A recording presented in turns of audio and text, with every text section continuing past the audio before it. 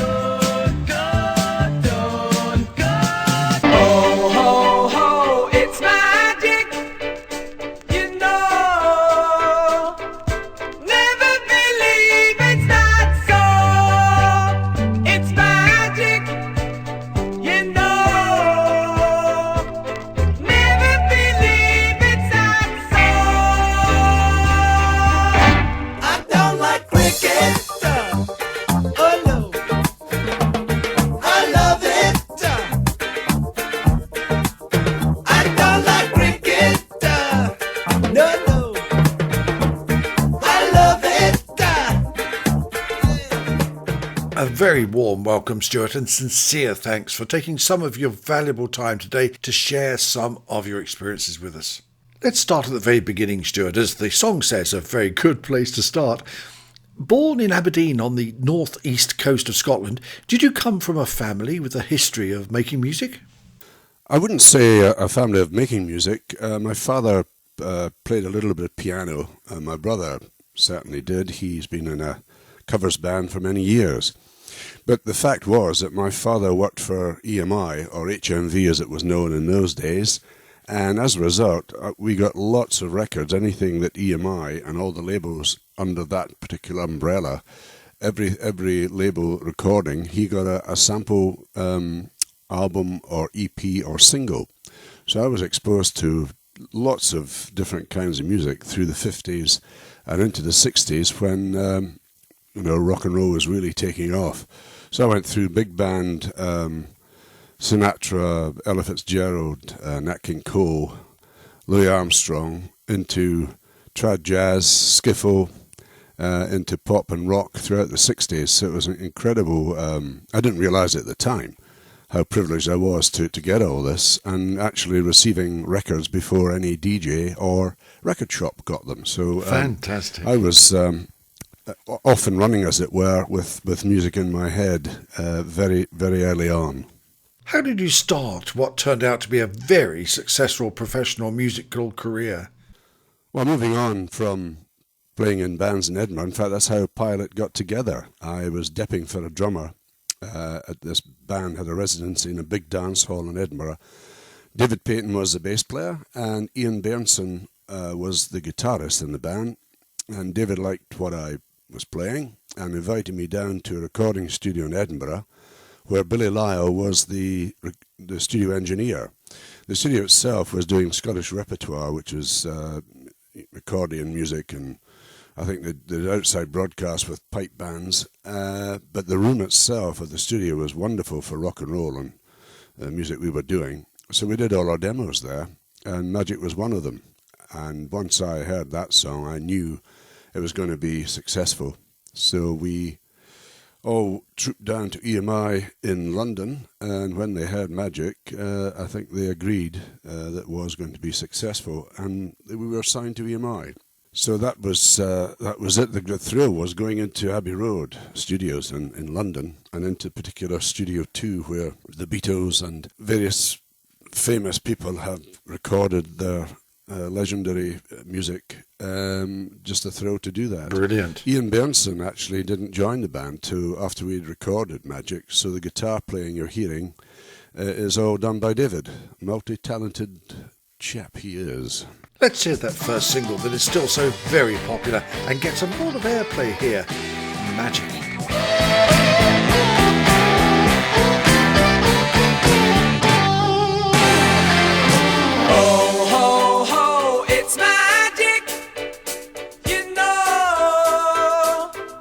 Never believe it's not so. It's magic.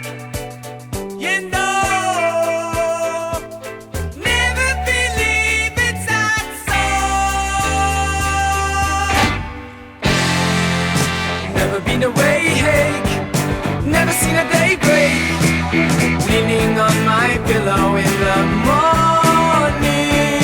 Lazy day in bed, music in my head, crazy music playing in the morning light. Oh, ho, ho, it's magic, you know. Never believe it's not so. It's magic, you know. Never believe it's not so. I love a sunny day, dream of far away, dreaming on my pillow in the morning. Never been away, hey, never seen a day break, leaning on my pillow in the morning light. Oh, ho, ho, it's magic, you know. Never believe it's not so. It's magic, you know. Never believe it's not so.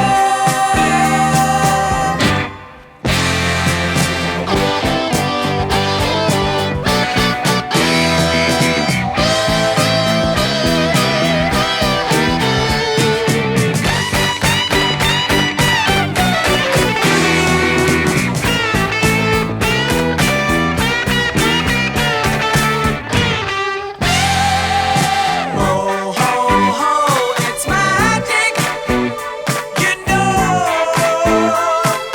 Never believe it's not so. It's magic, you know. Never believe it's not so.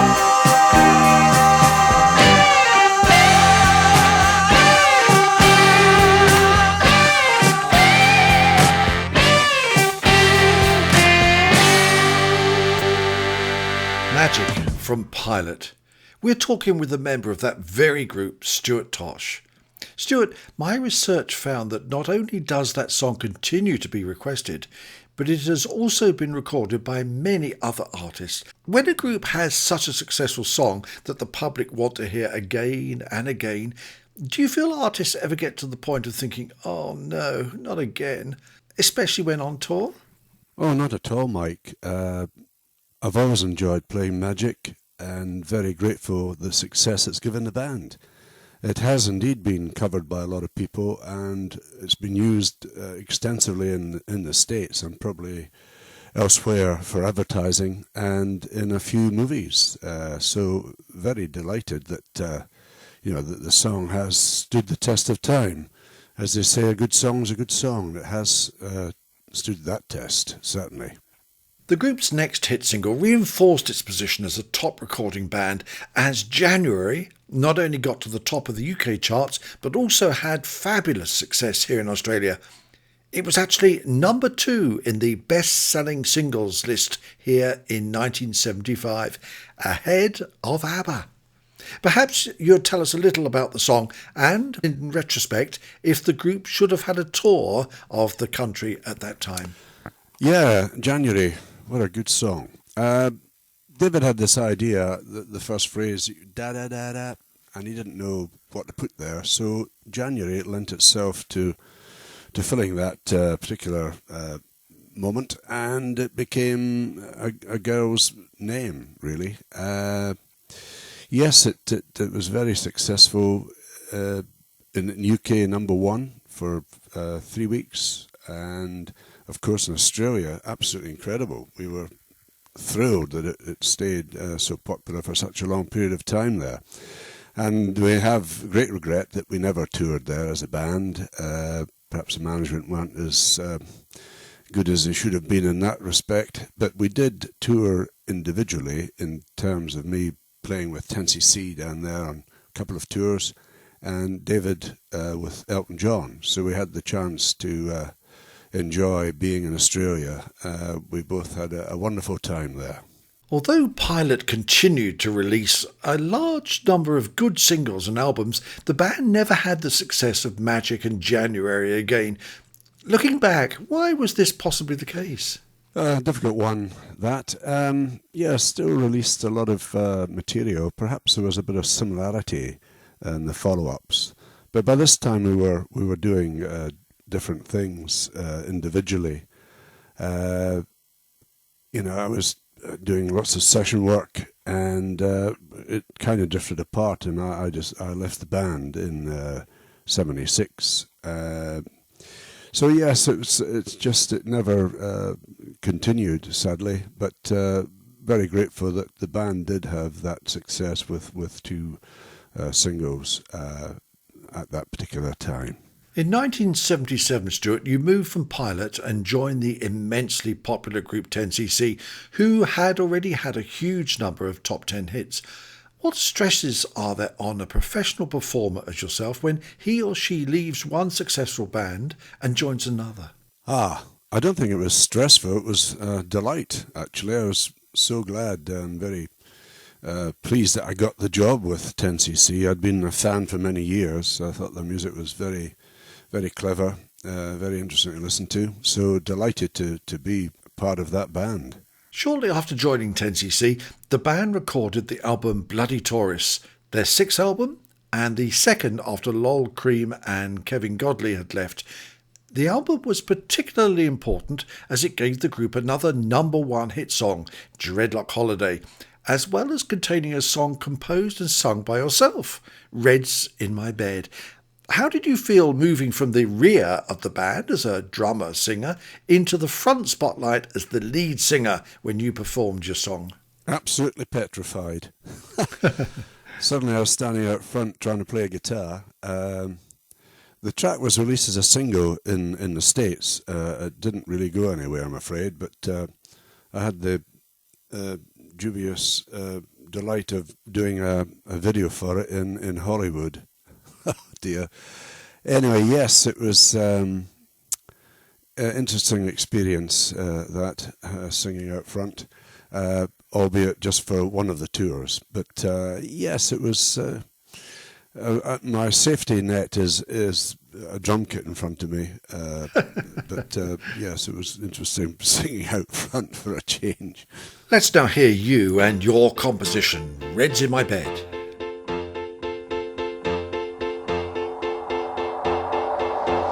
There's a fat man who offers a change of scene. Says he'll guarantee my sheet will be clean when I get on the outside. But who can you trust when the walls have ears? I'm for taking a chance like a drowning man. I'm going under. I've got reds in my bed. I'm not easily led to the slaughter.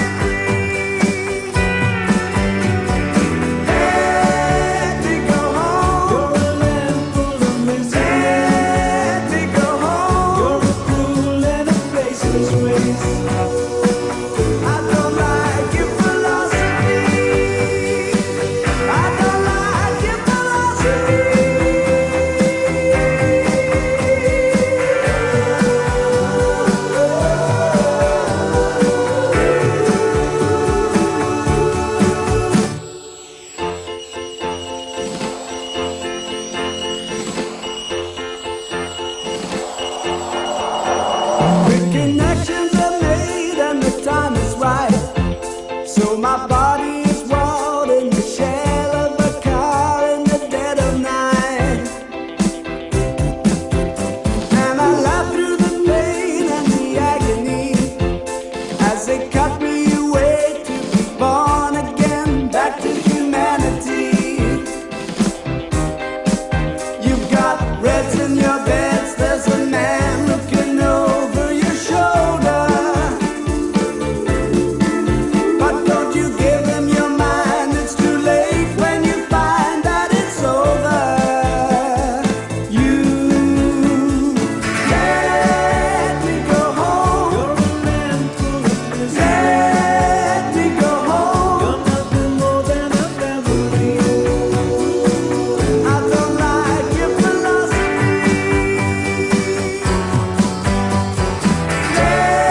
Let me go home. You're a fool and a crazy. Let me go home. You're nothing more than a memory. I don't like your philosophy. Let me go home. You're a man full of Let me go home. You're nothing more than a memory. I don't like your philosophy. Reds in My Bed, composed by our guest today, Stuart Tosh, with Stewart as the lead singer there with 10cc. What was your inspiration for the song, Stuart? Yeah, that was the result of watching a documentary on television about the Berlin Wall and the desperation of people trying to escape from communism from the east, getting through the west.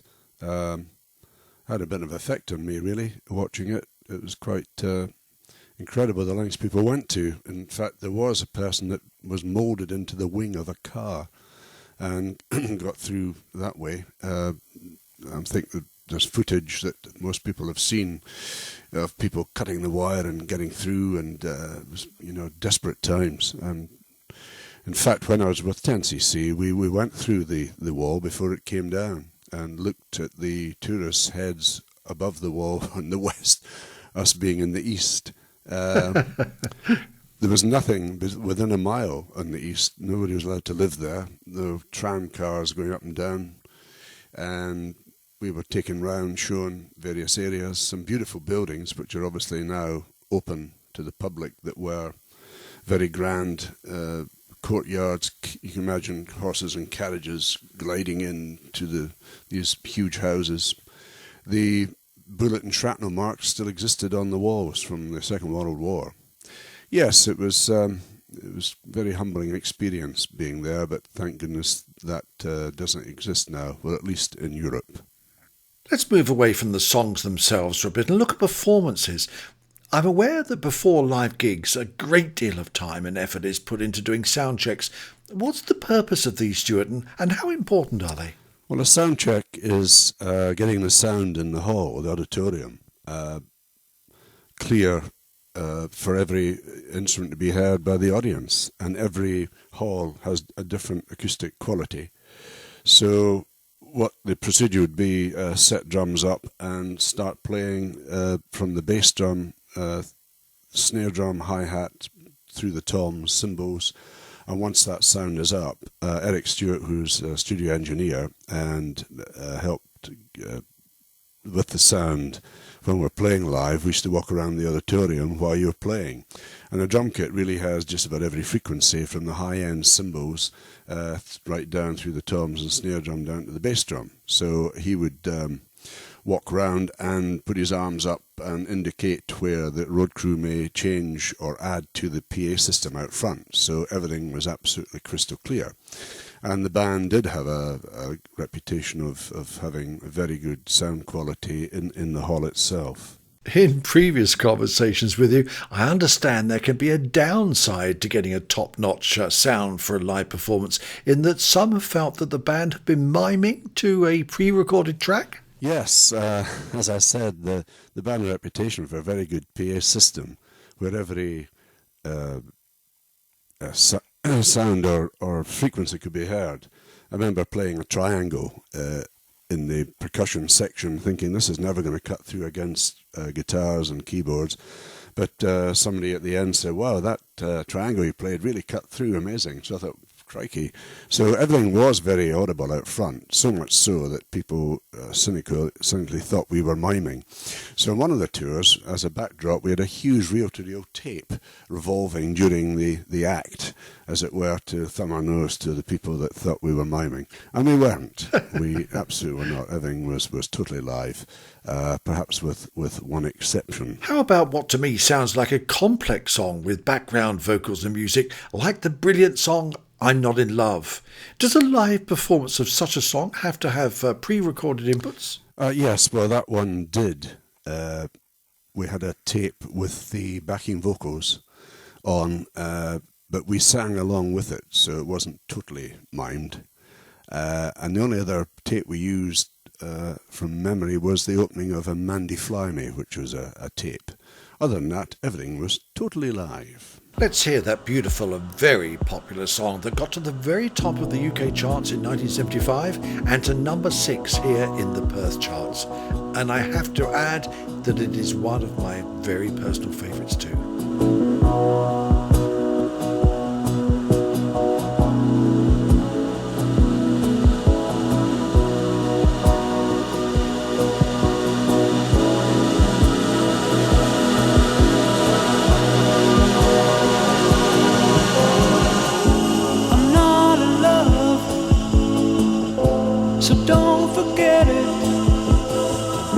It's just a silly phase I'm going through. And just because I call you up, don't get me wrong, don't think you got it made. I'm not in love, no, no.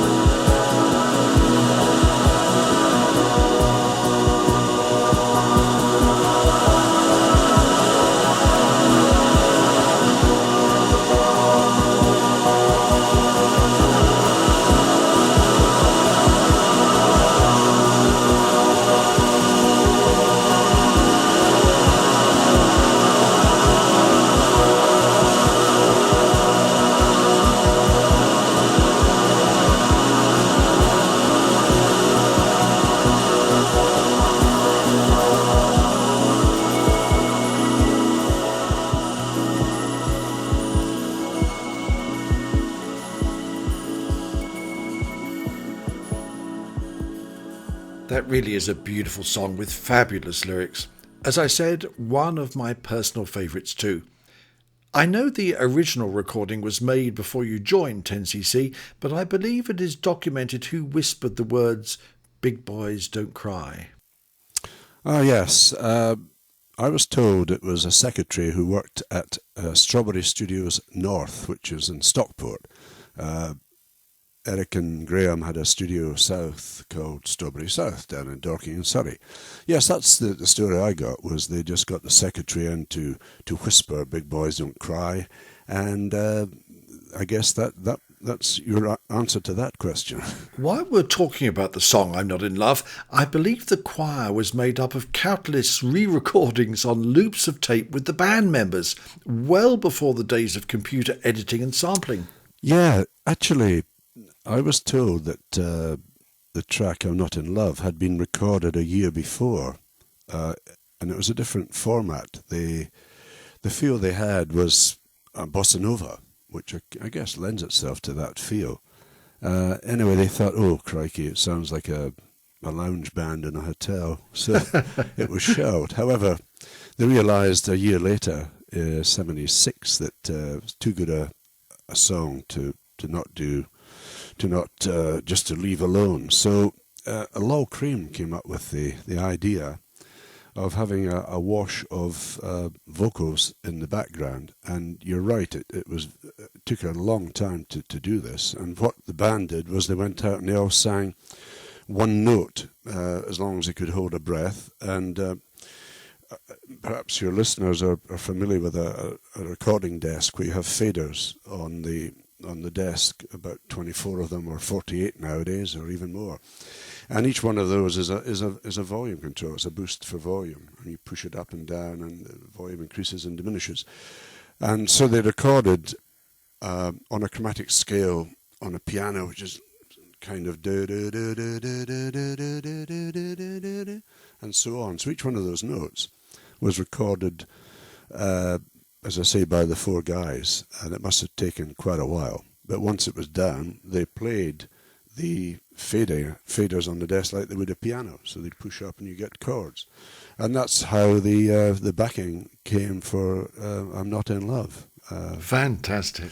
And it has been used since. I think we were on a tour in America, and we were playing Phoenix, Arizona. And I remember after the show, we in the dressing room, there was a knock on the door, and I opened the door, and there was Billy Joel standing there, and he came to not apologise, but say, "Well, I kind of used your track on his big hit, covered by Barry White, Don't Go Changing, Try and Please Me." That one. And so, yeah, it's had a life of its own as well. "I'm Not in Love." Huge success for 10cc, and still is played, as you say.